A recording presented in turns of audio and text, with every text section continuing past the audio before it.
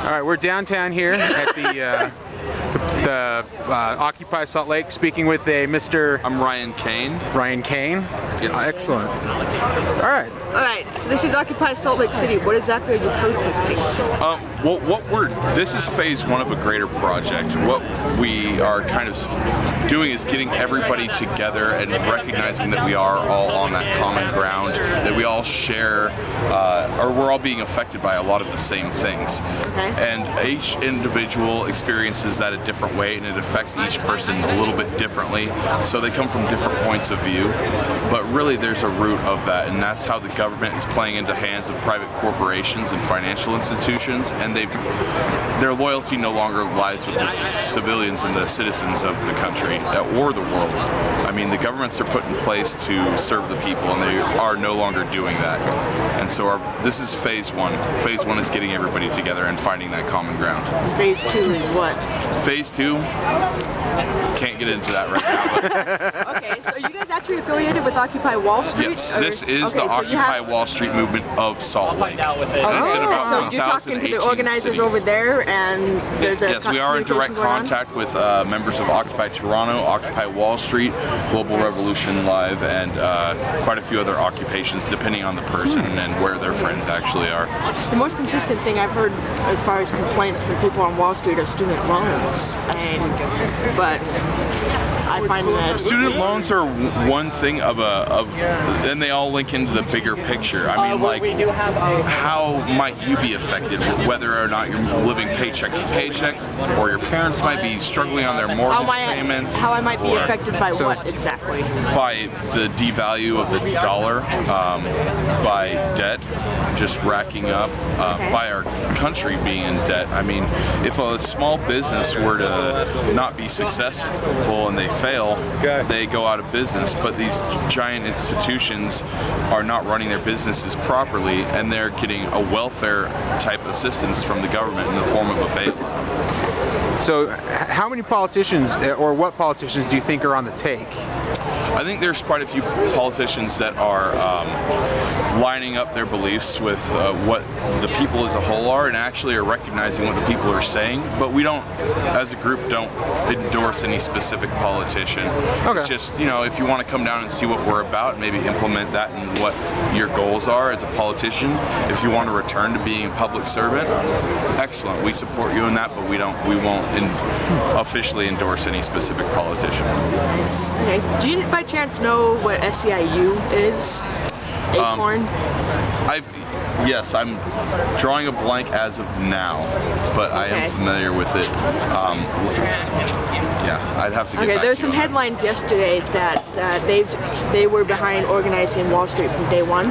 Behind Occupy Wall Street? Yeah. There's a lot of misconceptions in the media. There may be groups that, such as MoveOn.org, and they may support us, but we do not endorse them. They have... Well, I'm not saying whether, because Occupy Wall Street has a newspaper now. It's the Occupy Wall Street. Yeah, we also... We get a newsletter here too. Yeah, we're working on a newspaper here, and we also have a news channel on YouTube. It's Occupy SLC News. You can find that channel. Episode was done extremely well. I want to find out. Mr. Physics. Hold on a sec. This guy is in my physics class. Hi. Absolutely. Wait. Okay, can I record you? Yeah, sure, go. Okay, I'm recording him. Hi, how you doing? Do you have any questions for me? Anything you would like answered? I can tell you we're actually a nonpartisan group. We don't ascribe to any political party, but we are certainly looking for support. Candidates are willing to come out and support us if they if they stand behind the same principles we do. Yeah, we really are out here to talk amongst ourselves and find the best ideas we have to provide, and we hope to establish just sort of a communal census among the community. Is that straightforward enough? Yeah, I think that's what we're out here to do. There's, of course, other groups that are much more directed than I'm here supporting the group and learning as much as I can.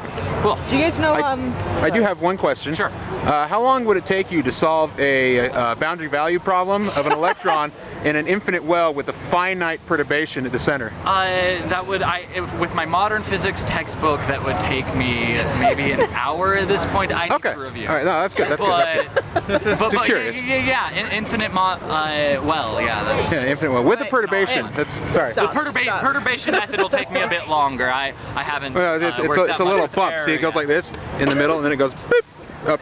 Yeah, that's the perturbation. Yeah, it'd take me a little while longer, but certainly, yeah. Okay. I'd get there. Still an About the undergraduate. scientists at CERN that all of a sudden they made neutrinos The go. superluminal neutrinos. Yeah. Well, they didn't make them go faster. No. If they went faster, they always went faster. Just because we measured them that way doesn't change it. Right. But the difference in the time that it takes for the neutrinos to travel is the same distance, or the same time it takes an electron pulse to travel down 30 feet of wire. So if they're off outside the margin of error. but if they're off on their measurements by 30 feet of wire, then they measured something incorrectly. Did you go to the colloquium at all? I did when they talked, not. It was fantastic. They possibly one of the theories You want to is get that back on topic? the neutrinos sorry. can duck out in and out of an extra dimension, which are theorized. We don't know if that's it. Maybe the mass of the mountain over the detector in Italy caused the problem. Anyway, sorry. No, it's okay. She's politically minded, okay, and she gets bored of physics. No, I'm just rambling. I don't really have anything to talk to at the moment. I'm just sort of rambling little blurbs of physics that I. Okay. What do you think about a flat tax? A flat tax? I've had flat tax explained to me a couple different ways. I originally assumed that it was, I know. I assumed that it was just one single rate paid over the entire populace, one single percentage.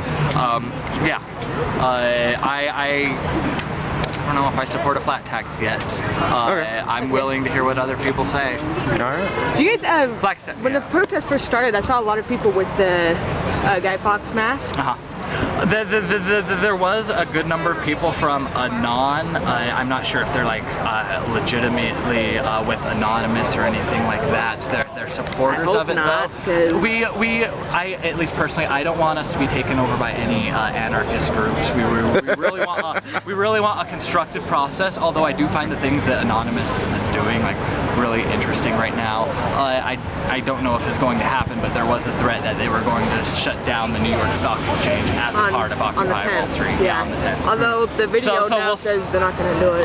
They've taken it back since then, or I don't know, maybe it was just a rumor.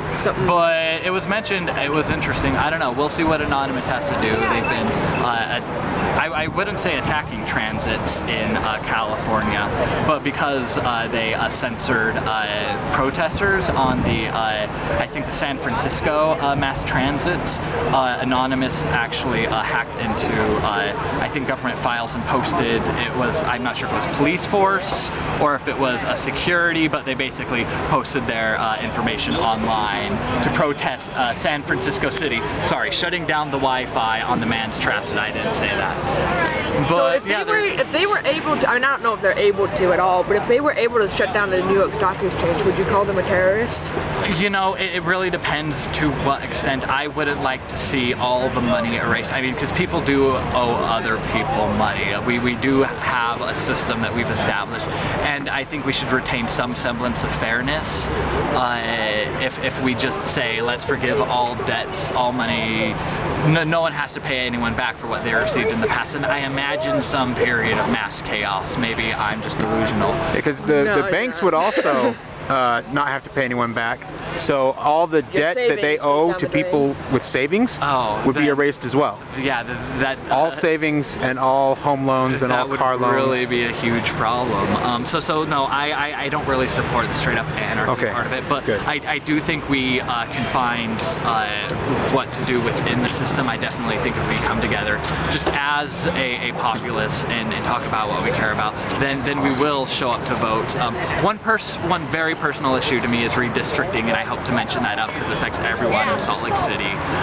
They're actually reconvening in, I think, 10 days. 10 days, yeah. 10 days, yeah, you've been keeping up on this too. 10 days back at the Capitol to possibly approve a plan, and their so far proposed plans cut Salt Lake into What would you suggest? 3 or 4. If there were one way that everything district should be set up nationwide, what would you say it should be? Salt Lake City has a population of about 1 million people, and each district needs to have 700,000 people for the congressional map. Right.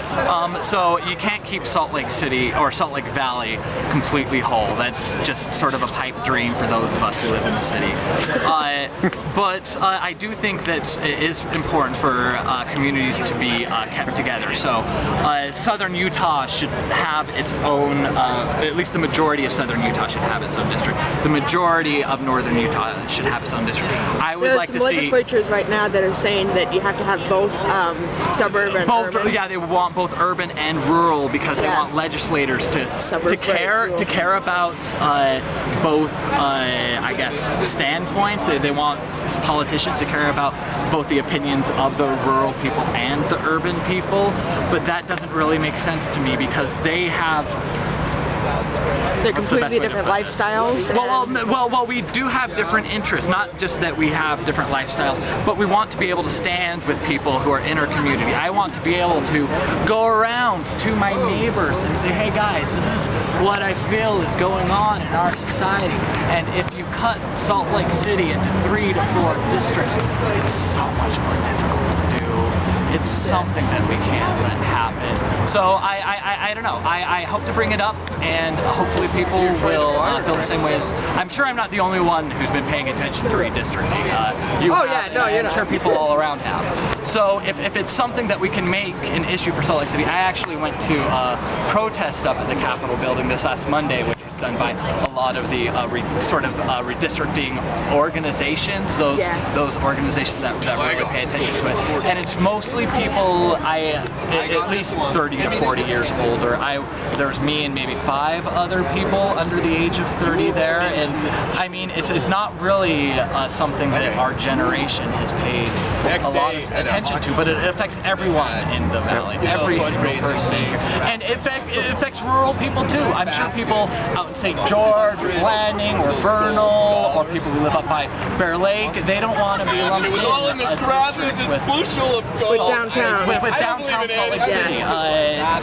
I do believe we should come together as a community of all of Utah, but with the way congressional districts are drawn, I mean, we do pick certain communities to have their voices, and we don't want to be splitting up communities. It's the exact opposite of what we need to be doing right now, but it's exactly what the legislators who decide their own voting boundaries, another huge gerrymandering.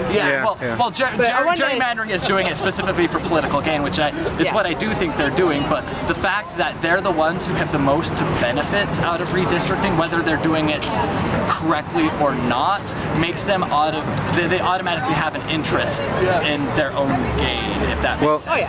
I think we should have an independent committee doing it.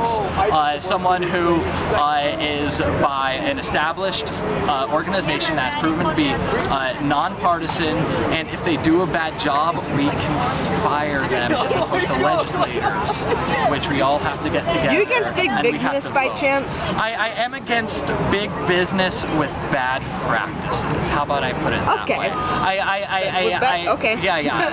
I think everyone is. Organization, I was like, okay, but if you're against big business, that's not certainly. And I think if we are saying we want to like dissolve Walmart, then or other large corporations, General Electric is really an important part of America, and we want them to do well. They're run by the government. You know that, right? They're owned by the government. Right, because the bailout, right? So they're currently, but they're actually paying us back interest right now, and we're sort of gaining with other stimulus money. They're paying back the loan with a loan from the government. Really? So it's like, can I borrow $20, and then later on, can I borrow $60? Oh, by the way, here's $20 back for what I owed earlier. Hey, can I borrow $120? Hey, look, here's $60 back from what I borrowed earlier. That proves it's worse than I thought it was. I don't support dissolving, I guess, these large corporations. GE is extremely important.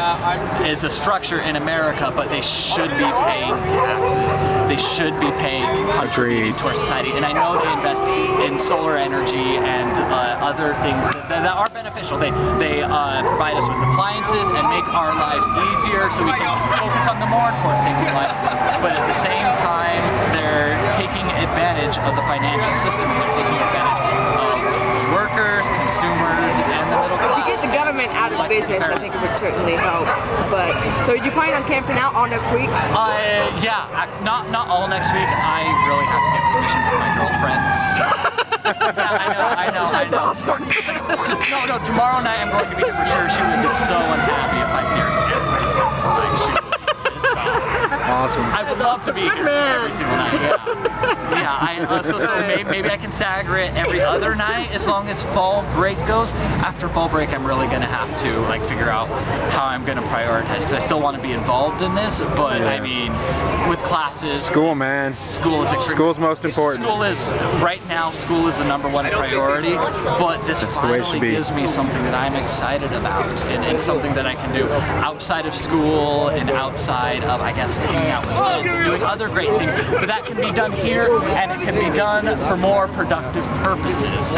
So yeah, I mean, the other part of life can be combined with this, and I just want to be a peaceful community. I've lived in Salt Lake City all my life, and I mean, I grew up. I'm Chris. Chris from my physics class. Yes. Chris from the physics class. Yep. Alright, we're gonna go see if we can talk to Oh, yeah, go and talk to everyone. Yeah, fantastic.